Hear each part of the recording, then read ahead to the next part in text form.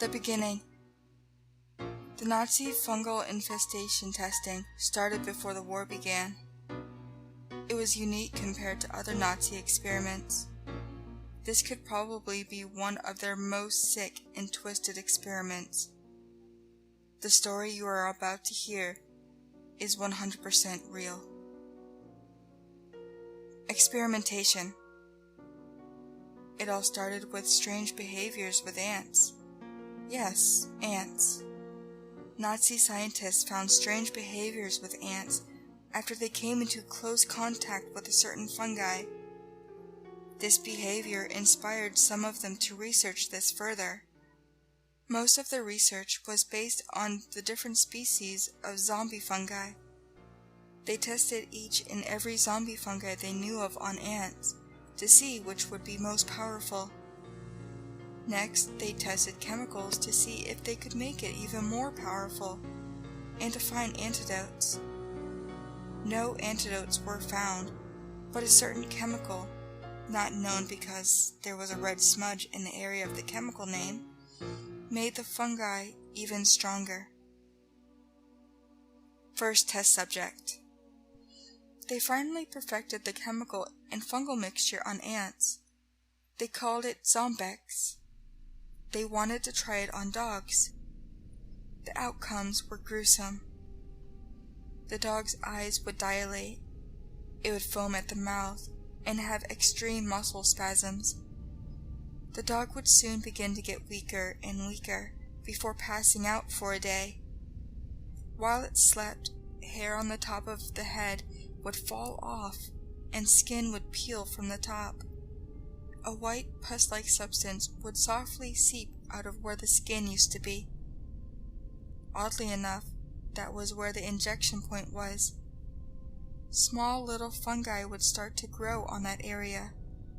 When the dog had woken up, it would act in a calm nature, as if nothing had happened, which puzzled scientists. It would not eat, sleep, or anything. It would just stay there, sitting there, as more skin and hair peeled off and more pus substance would seep softly out. Every time a scientist would get near, the dog would let out a soft moan, as if trying to speak, which broke many scientists' hearts. Most of the scientists resigned. During the week period, they did some blood tests. The blood was thick and white, full of fungal spores. After a full week, most of the dog's flesh would have rotted off, covered in fungus. It was missing an eye by now, and half of its lower jaw was missing. It was a pure nightmare. A complete horror no normal mortal could create in their imagination. Yet it acts as if it is not affected, just sitting there, almost no sign of mortality. There is one large fungus growing in the injection point. We think its function will be to spread the spores. After a day, the big fungus had burst, killing the dog and sending a gas full of these spores into the air. 10 out of the 12 scientists made it out alive. The 2 that were infected were locked up and observed for human testing. Human testing. Now that they had 2 already infected test subjects, they could observe to see the effects on humans. It was slightly different, due to their brain being highly advanced. 5 scientists left, thinking that this was too inhumane, leaving only 5 to observe. They watched the human test subjects closely. The subjects were confined in the same cell together to see interactions between each other. The process of infestation was longer, as expected. Their eyes would go bloodshot and dilate. Their screams were blood-curdling. They foamed in the mouth, begging for mercy, until the words they spat out could not be comprehended due to the foam.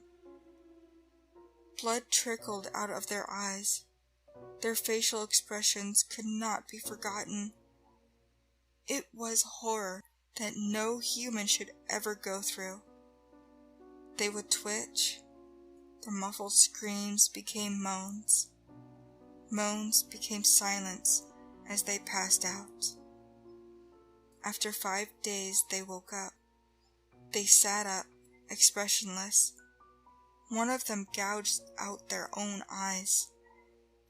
The other crawled to the corner and sat there, rocking himself.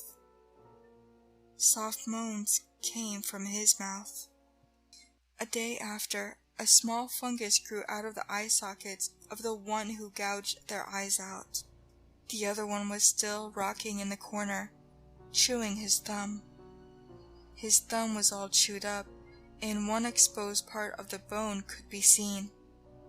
Instead of blood, white pus would seep out. One of them said under their breath, "Our heart does not beat, yet we live."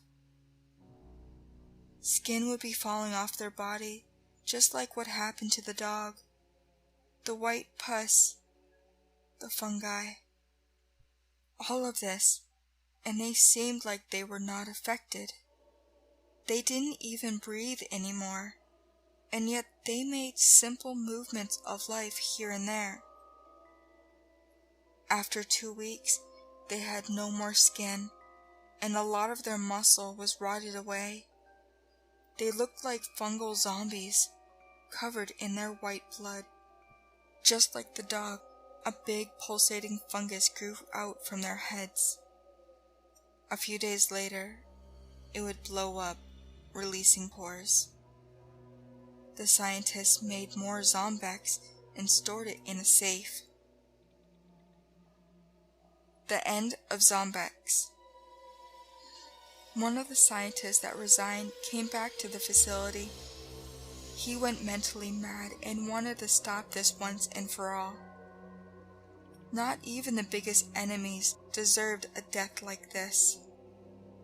Under secret, he slipped in bombs and blew up the facility. Luckily, it was underground. All the spores were released underground. No one knows what happened after that. The facility was locked down so the spores wouldn't be released. To this day, the facility has not been rediscovered, and the perfect mixture was lost forever. Only one scientist made it out alive during the explosion, but he was infected. The Nazis recovered most of the research information thanks to the infected survivor. The survivor was thrown back down the facility and locked in to stop spreading. There is almost no way of finding this facility, and hopefully it remains lost forever. This is all the information I could recover from these documents. I burned the documents just in case.